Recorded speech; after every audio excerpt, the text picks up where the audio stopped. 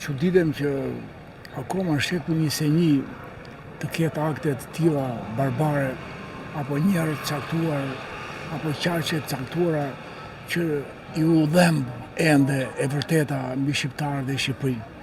Edhe unë e emër të një akademie rrenjë tona që përfaqësoj, vi çdo vit në Sarand për hap dije, dua të vras errësirën, të çoj pakës dritë, atë që ka thënë dhe Naim Frashi, dhe jo më kot në këmbët e tij, vura një stend edhe këtë vit me libra që sjellin fakte, artefakte mbi të vërtetat mbi shqiptarinë.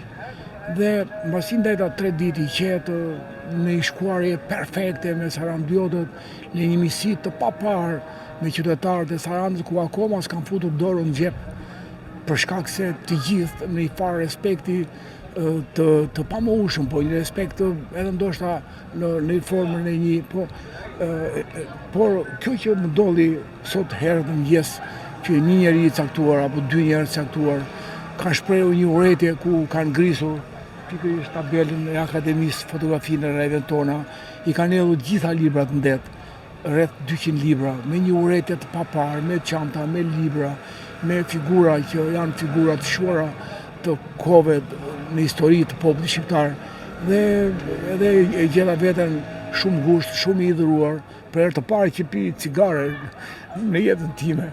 Dhe më vjen edhe e mendoj që pse e kanë bërë, po them që në këtë shekull si ka mundësi të vazhdojnë të bëjnë. Dhe çfarë i vret? I vret ajo që është fakt dhe artefakt mbi shqiptarinë, po nga një ranë një popull që shkruan pak e lexon pak, ndërsa ne Zoti na ka dhënë aftësinë të shkruajmë dhe të shpërndajmë, dhe nga ana tjetër njerëz që e ndjeja dhe në stend, njerëz caktuar që nuk ju vinte mirë për dritin buzët, mbi gjëra, mbi tituj që janë tituj shumë në kuptimin e vërtet, në kuptimin e asaj që ka ndodhur për Shqipërinë, jo asaj që na mëson partia, qeveria, shteti, apo kisha, apo çfarë lloj gjë tjetër na mëson që të jemi ndryshe. Kështu që në të kuptim ndihem shumë keq, nuk është çështje libra, çështje lekës, sepse leku dhe libri vihet prap, po si gjesto më i dhënon shumë.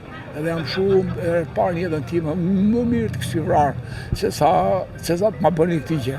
Dhe për të ndihem shumë i dhimbshëm, them që do ta kaloj sigurisht, po që mund të më hedhin edhe në deti, mund të hedhin edhe lipa në det, por nuk mund poshin dot kur.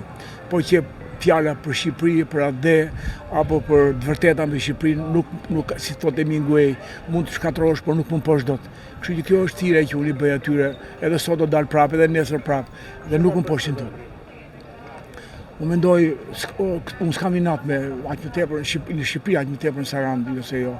Nuk kam inat me qytetar, po kishte ndonjë konkurrent libër, absolutisht, ose unë nuk i shes, unë shpërndaj dije. Unë librat që shiten me gjysmë çmimi me lekun e shtëpisë botuese.